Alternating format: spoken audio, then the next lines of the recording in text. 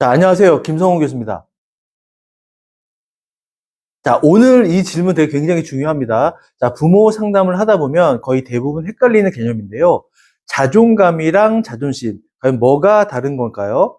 자, 많은 분들이 이렇게 생각합니다. 자존심이 센 사람이 자존감도 높은 거 아닌가요? 그런데 실제 임상 상담에서는요, 정반대인 경우가 훨씬 더 많습니다. 자, 핵심부터 말씀드리면요. 자존감은 내가 나를 어떻게 보느냐이고요. 자존심은 남이 나를 어떻게 보느냐에 대한 반응이라는 거죠. 자, 이 차이를 이해하셔야 부모 교육의 방향이 완전히 달라질 수 있다는 겁니다. 자존감은 아주 단순합니다. 나는 괜찮은 사람이다. 나는 존재 자체로 의미 있다. 이 감각이고요. 중요한 건 조건이 붙지 않는다는 거죠. 공부를 잘해야 괜찮은 게 아니고 돈을 많이 벌어야 가치 있는 게 아니고요. 남들이 인정해야 괜찮은 게 아니라는 겁니다. 그냥 존재 자체로 괜찮다고 느끼는 상태, 이게 자존감입니다. 자, 반대로요. 자존심은 다르죠. 남들이 나를 어떻게 보지? 내가 무시당한 건가?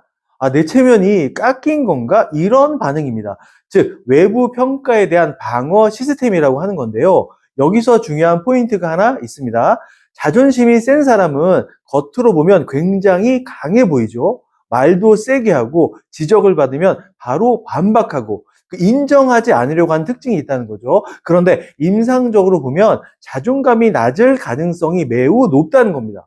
왜냐하면 내 안에 안정되어 있으면 굳이 방어할 필요가 없기 때문이죠. 이건 단순한 성격 문제가 아닙니다. 그 뇌 수준에서 보면요. 편도체가 위협을 과도하게 감지하고요. 전전두엽의 조절이 충분히 작동하지 않을 때 나타나는 전형적인 반응입니다. 즉, 작은 지적도요, 위협으로 해석되는 상태라는 겁니다. 자, 실제 상담에서 이런 장면이 굉장히 많이 나오는데요. 어머니께 이 부분은 조금 수정하셔야 할 것 같습니다. 라고 말씀드리면 자존감이 안정된 분은 아, 그렇군요. 제가 한번 점검해 볼게요. 라고 반응합니다. 이렇게 내용만 받아들인다는 겁니다. 자, 그런데 자존심이 강하게 올라온 상태에서는요. 제가요? 그럴 리가 없는데요. 우리 아이 제가 잘 키우고 있는데요.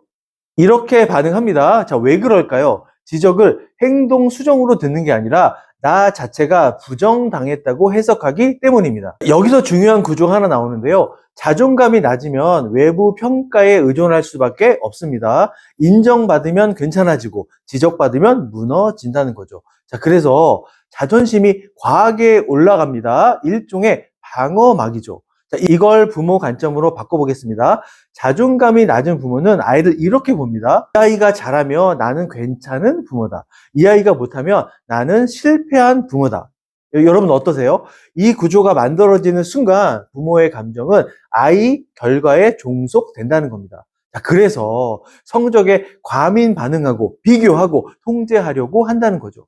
자, 반대로 자존감이 안정된 부모는 다릅니다. 아이를 평가 대상이 아니라 하나의 존재로 봅니다. 그래서 아이의 결과와 자신의 가치를 분리할 수 있다는 거죠. 자, 아이를 지키는 게 아니라 아이를 통해 자신을 지키고 있다는 거죠. 자, 이 구조를 깨지 않으면 교육은 왜곡될 수밖에 없다는 거죠. 아이는 부모의 말이 아니라 부모의 기준을 따라가니까요. 부모가 외부 시선에 흔들리면 아이도 같이 흔들린다는 겁니다. 자, 부모가 비교하면 아이도 비교합니다. 부모가 인정받으려 하면 아이도 인정받으려 한다는 거죠. 자, 여러분, 자존감은 내부 기준입니다. 내가 나를 어떻게 보는가인데요. 자존심은 외부 기준에 대한 반응이고요. 그러니까 남이 나를 어떻게 보느냐에 대한 감정이라는 거죠. 더 중요한 게 있습니다. 자존심이 센 사람일수록 자존감은 낮을 가능성이 높다는 겁니다. 자, 부모는 이걸 헷갈리면 안 됩니다. 아이를 키우는 건 자존심이 아니라 자존감으로 키우는 거니까요. 자, 자존심으로 키우면 아이 인생은 평가로 채워지는 거고요. 자존감으로 키우면 아이 인생은 기준으로 살아갈 수 있다는 겁니다. 아이 자존감은 부모가 가르치는 게 아니라 복제된다는 겁니다. 부모의 자존감이 자녀에게 대물림 되냐? 예, 결론부터 말씀드리면 거의 그대로 전달됩니다. 참 무서운 사실이죠. 그런데 많은 부모님들이 이렇게 생각합니다. 나는 아이한테 상처 준 적이 없는데요? 나는 나름 잘 키웠다고 생각하는데요. 자, 문제는 바로 여기에 있다는 겁니다. 아이는 말을 배우는 게 아니라 부모의 상태를 배우니까요. 자, 이걸 구조로 제가 쉽게 설명해 드리겠습니다. 자, 첫 번째는요, 부모의 시선이 아이의 자존감이 된다는 겁니다. 아이의 자존감은 스스로 만들어지지 않거든요. 부모의 시선을 통해 만들어집니다. 아이가 물을 엎질렀을 때 왜 이렇게 칠칠 밟지 못해? 라고 반복해서 들은 아이는 나는 실수하는 사람이다 라고 자신을 정의한다는 거죠. 자, 반대로요. 괜찮아. 다음엔 조심하면 되지 라고 들은 아이는요. 나는 실수해도 괜찮은 사람이다 라고 배웁니다. 자, 이게 쌓이면 자기 자신을 바라보는 기준, 즉 자존감이 된다는 겁니다. 두 번째, 부모의 감정 반응이 아이의 뇌를 만든다는 사실인데요. 이건 단순한 태도가 아니라 실제 뇌 발달과 연결이 됩니다. 부모가 예민하고 불안하고 쉽게 흔들리면 아이의 편도체는 과도하게 활성화가 되는데요. 세상을 위험한 곳으로 인식하게 된다는 겁니다.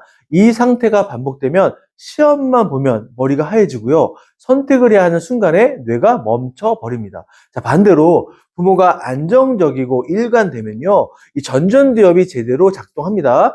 감정을 조절하고 판단하는 능력이 올라간다는 거죠. 자, 이건 성격이 아니라 신경생물학적으로 각인되는 패턴이라는 겁니다. 자, 세 번째, 부모의 기준이 아이의 기준이 됩니다. 자존감이 낮은 부모는 외부 기준으로 살아갑니다. 남들이 뭐라고 할까? 아, 저 집에는 저런데? 이걸 아이는 그대로 배운다는 거죠. 그래서 나중에 이런 아이가 됩니다. 항상 비교하고 인정받아야만 안정되고요. 자기 기준이 없어집니다. 자, 반대로 자존감이 안정된 부모는 내부 기준으로 살아간다고 말씀드렸죠. 우리 아이는 지금 어떤 상태지? 이 아이의 속도는 지금 정확하게 가고 있는 건가? 이걸 보고 자란 아이는 자기 기준을 가진 사람으로 자란다는 겁니다. 실제 상담에서 많이 보는 장면이 있습니다. 성적은 상위 10%인데 불안이 심해서 일상 기능이 무너지는 아이들이 있다는 거죠. 자, 부모를 보면 공통점이 있는데요. 칭찬보다 지적이 많았고 과정이 아니라 결과로 반응해왔던 환경에 살았던 거죠. 자, 이런 아이들은 능력은 있는데 자기 자신을 신뢰하지 못합니다. 그래서 작은 실패에도 쉽게 무너진다는 겁니다. 그래서 부모의 자존감은 이 세 가지로 대물림 된다는 사실입니다. 부모의 시선은 아이의 자기 인식이 되는 거고요. 부모의 감정은 아이의 뇌 구조가 되고요. 부모의 기준은 아이의 삶의 기준이 된다는 겁니다. 그리고 마지막으로요, 꼭 드리고 싶은 말씀은요, 아이를 잘 키우면 자존감이 올라가는 게 아닙니다. 부모의 자존감이 안정되어야 아이의 자존감도 같이 올라간다는 겁니다. 자, 아이를 바꾸려고 하지 마시고요, 부모의 상태를 먼저 확인해 보시면 좋겠습니다. 부모의 자존감이 바닥인 경우 겉으로는 잘 드러나지 않거든요. 오히려 더 열심히 사는 부모처럼 보일 수 있습니다. 그런데요, 행동을 보면 패턴이 명확합니다. 자, 핵심은 이건데요. 자신의 가치를 아이를 통해 증명하려고 한다는 거죠. 이게 모든 행동의 출발점이 됩니다. 아이를 인스타에 올리는 순간 그건 아이 인생이 아니라 부모 자존감을 올리고 있다는 겁니다. 그럼 지금부터 자존감이 바닥인 부모에게서 나타나는 대표적인 5가지를 소개해 보겠습니다. 첫 번째는요, SNS의 과시인데요. 자, 겨울철만 되면 명품 패딩 입혀서 카페 인증샷, 영어 유치원 등원할 때 매일 옷차림 인증샷, 요즘 말로 OOTT. 그렇죠. 오늘의 착장, 오늘의 입은 옷이라는 뜻인데 이것을 인스타에 올린다는 겁니다. 대치동 레트 결과 캡처, 해외 여행에서 찍은 우리 아이 사진. 자, 여기서 중요한 건 사진이 아니라 의도라는 거죠. 이건 정보 공유가 아닙니다. 나는 이런 부모라는 자기 증명이죠. 아이 사진인데 사실은 부모 자기 소개라는 겁니다. 자, 이걸 반복하고 있다면요, 이미 기준이 외부에 있다는 신호라는 겁니다. 자존감이 안정된 부모는요, 굳이 이걸 증명하지 않아도 되거든요. 자, 두 번째는 비교입니다. 자존감이 낮은 부모는 정보를 보는 게 아니라 비교를 합니다. 저 집에는 저렇게 열심히 하는데 저 집에는 요번에 이렇게 등수가 나왔다는데, 이 문장이 머릿속에서 자동으로 돌아간다는 거죠. 그래서 아이를 볼 때 현재 상태가 아니라 상대적 위치로 본다는 겁니다. 자, 이 순간 아이는 존재가 아니라 어떻게 될까요? 순위가 된다는 거죠. 자, 세 번째는 과도한 개입과 통제입니다. 자존감이 낮은 부모는 아이의 선택을 믿지 못하죠. 왜냐하면 자기 자신도 못 믿기 때문입니다. 그래서 진로, 학원, 친구, 관계까지 모두 다 개입을 한다는 거죠. 겉으로는 아이를 위해서라고 말하지만 구조를 보면 불안을 통제하려는 행동이라는 겁니다. 자, 여기서 한 문장 제가 더 핵심을 드리면요. 아이를 키우는 게 아니라 아이를 통해 경쟁하고 있다는 거죠. 자, 네 번째는 지적에 관한 과민 반응인데요. 상담에서 바로 드러납니다. 이 부분은 수정이 필요합니다라고 하면 자존감이 안정된 부모는 아, 그렇군요, 선생님라고 듣는데요. 그런데 자존감이 낮은 부모는 제가요, 저는 열심히 키우고 있는데요라고 반응합니다. 그 행동에 대한 피드백을 존재에 대한 공격으로 해석하기 때문이죠. 이건 내 반응으로 보면 더 명확합니다. 감정 경보 시스템이 과도하게 활성화되고요. 이를 조절하는 판단 억제 기능이 충분히 작동하지 않으면서 방어 반응이 먼저 나타나는 상태라는 거죠. 그래서 누군가의 작은 지적도요, 공격처럼 느껴진다는 겁니다. 다섯 번째는요, 아이 성과에 감정이 과도하게 흔들리는 겁니다. 시험을 잘 보면 기분이 올라가고 못 보면 하루가 무너집니다. 자, 이거는 단순한 관심이 아니고요. 아이 결과에 자존감을 연결해 놓은 상태인데요. 실제 상담에서 많이 보는 장면이기도 합니다. 성적은 상위권인데 불안이 심해서 일상 기능이 무너지는 아이들입니다. 자, 부모를 보면 공통점이 한 가지가 있는데요. 칭찬보다 지적이 많았고 과정이 아니라 결과로 성취로 늘 반응해 왔던 환경이라는 겁니다. 자, 이런 아이들은 능력이 있는데도요. 자기 자신을 신뢰하지 못합니다. 그래서 작은 실패에도 무너지는 거고요. 여기서 중요한 결과를 하나 말씀드리면 이렇게 자란 아이는 결국 자기 선택을 못하는 성인이 된다는 거죠. 항상 비교하고 인정받아야만 움직이고 스스로 결정하지 못합니다. 자존감이 낮은 부모는 SNS에서 과시가 반복되고요. 일상에서 비교가 습관이 되고 양육에서는 통제가 늘어나고 피드백에는 방어가 나오고요. 아이 결과에 감정이 종속됩니다. 여러분, 이 다섯 가지가 동시에 보인다면요. 그건 성격 문제가 아니라 구조 문제인 것 같습니다. 그리고 그 구조는 그대로 아이에게 전달된다는 겁니다. 네, 자존감은 회복하는 게 아니라 구조를 바꾸면 자동으로 따라오는 건데요. 부모의 자존감이 떨어졌을 때 많은 분들이 방법을 찾는데요. 책도 보고 강의도 듣고 노력도 합니다. 그런데 잘 안 바뀌죠. 이유가 있습니다. 감정을 바꾸려고 하기 때문인데요. 자존감은 감정이 아니라 자기 인식의 구조이기 때문입니다. 그래서 접근을 다르게 해야 한다는 거죠. 그래서 오늘은 오늘 바꿀 수 있는 실천 방법 세 가지를 말씀드려보겠습니다.